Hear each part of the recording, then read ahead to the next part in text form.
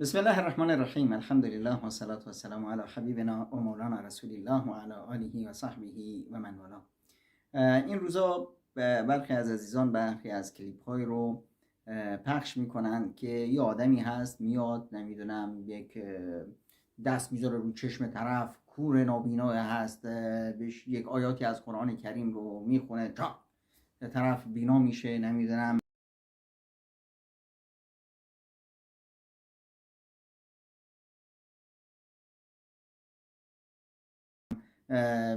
لال هست، همین که دستشو میذاره تو دهنش آیه از قرآن رو میخونه، طرف بلبل میشه. يا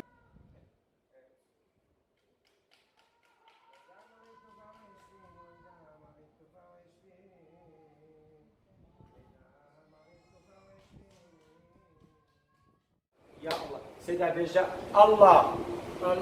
الله خير جماعة صلاتك باليدين. نمیدونم کری هست و کوری هست و لچی هست و فلانی. به هر حال همه بیماری های آقا شفاش همینه که من به خدا و به قرآن و نمیدونم. به این صورت برای خودش یه بازاری رو درست کرده. من حالا یادم افتاد به حضرت علامه برقعی بتشکن یک قصه خیلی زیبایی دارن. همه عزیزان رو توصیه میکنم به خوندن زندگی نامه شهید علامه برقعی، آیت الله برقعی، که خداوند هدایتش داد و سبب هدایت هزاران انسان شد و زندگی نامه‌اش هم در کتابخانه عقیده هست. ایشون یک قصه جالبی رو میارن. میگن که در حرم امام رضا، همون مقبره امام رضا که بهش میگن حرم، در اونجا یهو داد و فریاد شد. چی شد؟ میگن که یک کور نابینای مادرزادی رو آوردن و امام رضا تقی شفاش داد. خب مردم الان رختن، تبرک میکنن، گریه میکنن، فلان میکنن. الان این مردم دیوونه چرا همچین عقلشون رو یکم به کار نمیگیرن؟ اومد امام برقعی میاد و میگه که آقا من باورم نمیشه که همچین، تا ببینید همه بفهمن که امام رضا قدرت خارق العاده ای داره. یکی رو صدا زد که بره چند تا نخ به رنگ‌های مختلف بیاره.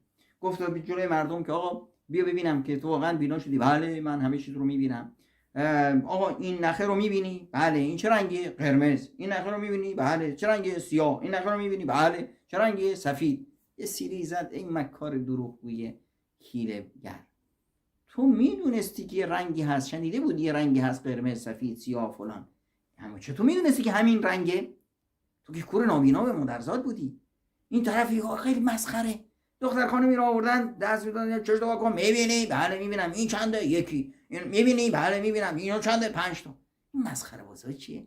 یعنی یه دختر خانمی که یک انسانی که نابینا هست، آقا جون، یک طرف رو از توی سیاهچال، توی این زندانهای افلاقی استبدادگران و فرعون و نمرودیان ایران و افغانستان و تاجیکستان میارن بیرون. چند ماهی که توی سیاهچال گردن، همین که میاد نور خورشید رو میبینه کور میشه. این طرف اصلا انسان ندیده، نابیناست. همین که بینا میشه دیگه یکی 5 تا. این مسخره همینجور. بله یکی میبینم. یکم عقلمون رو به کار بگیریم. اگر قرار بود که قرآن کریم بشه به اصطلاح هر کسی بیاد دست بزنه و فلان، آقای عزیز من، پیامبر اکرم صلی الله علیه وسلم یاری داشت به نام عبدالله ابن ام مکتوم، قارئ قرآن، حافظ قرآن، مؤذن رسول اکرم صلی الله علیه وسلم. هر روز هم پیامبر براش قرآن داره میخونه، چشاش بینا نشد. یعنی این آقا که نمیتونه به اصطلاح دست راست از چپش رو تکون بده، اصلا نمیدونه مسلمونه یا چی هست، این آقا دهنش مبارکتر بر تلاوت قرآن از رسول اکرم صلی الله علیه وسلم. عقلمون کجاست؟ طرف چقدر در دور و بر پیامبر اکرم صلی الله علیه و در مدینه افرادی بودند که بیماری‌های مختلف داشتن. قرآن که برای این کارا نیست. قرآن شفای بیماری‌های دل هست. قرآن شفا میاره. قرآن همینی که شما رو با خدات انس میده، معنویاتت رو بالا میبره، یه قدرت، نیروی، پتانسیل داخلی در تو ایجاد میکنه که بتونی از خیلی از بیماری‌ها غلبه پیدا بکنی. سیستم دفاعی جسمت رو بالا میبره وقتی که با قرآن زندگی بکنی. نه اینکه یک فرد شیادی از اینجا و اونجا بیاد تق. آقا جان، این فرد شیاد رو بیارید یه جایی، یک شمشیر بگیرید گردنش رو بزنید. چرا گردنش رو بزنید؟ چون که این بشریت خیانت کرده. این آقایی که همچنین قدرتی داره که تق میزنه، دست میزنه، به اصطلاح کور نابینا بینا میشه، دست میزنه، نمیدونم چقدر توی دنیا ما نابینا داریم. چرا همه این بیچاره‌ها باید نابینا باشند و این آقا وجود داره؟ چقدر توی دنیا این ما کور و لال داریم؟ چرا وجود داشته باشن این آقا وجود داره؟ خاک به سرش بشه، برای یک بیمارستان بگیره بزنه تمام کشورها رو به اعلام بکنه آقا نابیناهاتون بیارید که من دیگه همه صف بشن، 200 تا نابینا تقی بزنه، یک مثلا آیه بخونه همه بینا بشن. نمیدونم چرا توی جامعه الان دنیا با کرونا دست به گریبان هست، باید این آقا رو بیارن 100 بار گردنش رو بزنن و همه جنایتی که همه این بیماری هایی که مثلا وفات میکنن خونبها رو از این بگیرن. تویی که درمان همه رو داری و میای میگیم یه آیه قرآن رو میخونی همه شفا پیدا میکنن، چرا یک زحمتی نمیکشی همه بیماری‌های کرونایی رو شفا بدی و فلان بدی؟ عزیزان من ببینید این شیادا، رمالا، تعویذ نویسا، جادوگرا، نمیدونم صدنه های قبرها با امامزاده پرستا و اینها گول نزنه، یکم عقلمون رو به کار بدیم. طرف می همچه ادعایی داره، خب عقلمون قبولش داره. خداوند متون این عقل برای چی؟ برای روی مبادا گذاشتی؟ عقل رو استفاده کنید. نشه که هر انسان شیادی از این ور اون ور فقط با سیمای با ریشی که داره با قرآنی که میخونه با ما رو عقلمون رو به مسخره بگیره، دین ما رو زیر سوال ببره. شما وقتی که میرید دنبال همچنین انسان‌های شیاد یعنی چی؟ یعنی شما خدا رو قبول نداری، خدا رو قبول نداری. این قرآنی که خداوند متعال به داده که بیای مصدر هدایت تو باشه این رو قبول نداری، افتادی دنبال یک انسان شیاد که برات تعویذ بنویسه فلان کنه اعلام بکنه. عزیز من به همین تعویذ نویسا، به همین شیادا زندگیشون رو نگاه کنید. هر یکی از اینها 1000 تا مرض داره. یک جادوگر فلک زده‌ای که توی کشور مشهور بود به من گفتن که آقا این نمیدونم چون اینو چنان میکنه تق میزنه شفا میده و نمیدونم فلان و فلان. کجاست آقا؟ کرمان. حتما رفتی ببینیش. من مستقیم رفتم که این جادوگره چرا ببینم که این چطور مردم رو گول زده. رفتم اونجا توی خونه خودش بچه‌ای داره 1001 بیماری داره، بچه‌اش لال مثل دیوونه هاست. گفتم بابا شما که همه دنیا رو، همون وقتی من اونجا پیشش بودم من میدم استاندار با زنش اومد خاک به سرش بشه با عقلش که چی؟ زن استاندار به اصطلاح پستانای زنش، سینه زنش نمیدونم سرطان داره، این آقا تکی زد و شفاش داد. این آقایی که نتونسته بچه خودش رو شفا بده اونو چطور شفا میده؟ عقل کنو یکم عقلمون رو استفادهش بکنیم عزیزان. همون انسان مکار و هیله‌گر رو یکم بهش نگاه بکنیم. اگر این با یک تعویض میتونه به شما زن بده، با یک تعویض میتونه به شما رو ثروتمند بکنه، حداقل به خودش میرسید. خودش الان باید پادشاه میشد، باید همه این تعویض نویسا الان پادشاه میبودن، باید همه این رمالا و همه این نمیدونم چی. ببینید مرکز تشعشع بیماری در ایران، بیماری کرونا کجا بود؟ همین امامزاده ها سالیان سال مردم رو میدوشن که آقا امامزاده داره شفا میده و نمیدونم فلان فلان، شد مرکز بیماری. خدا به ما نشون داد های مردم شرک نکنید به الله متعال.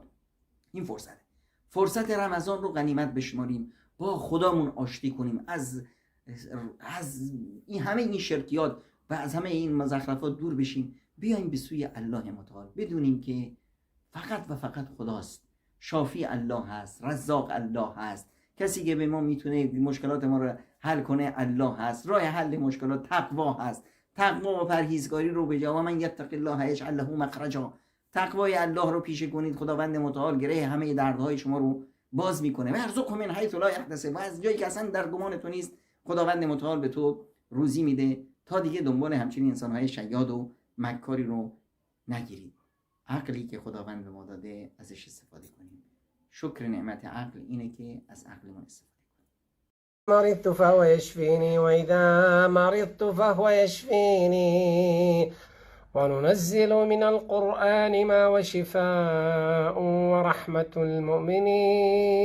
المؤمنين ولا يزيد الظالمين إلا خسارا.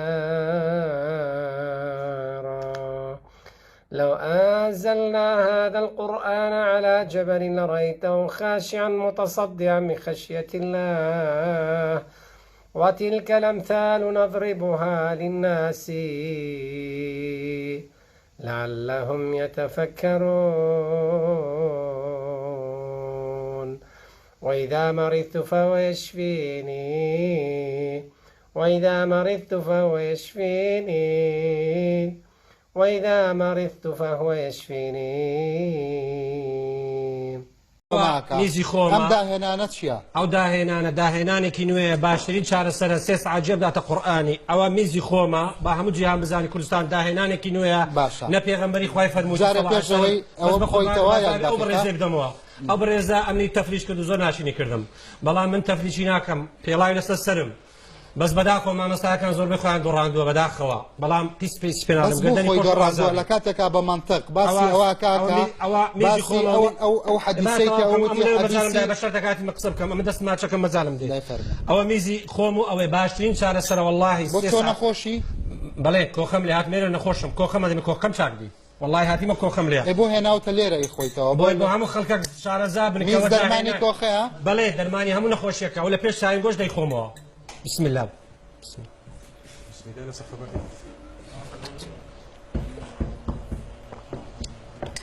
داهێنانێکی نوێیە بە ئیزنی خوای شیر باشترین شیفایە بە یارمەتی عەفۆ با قسەکەی تەواو کەم باشە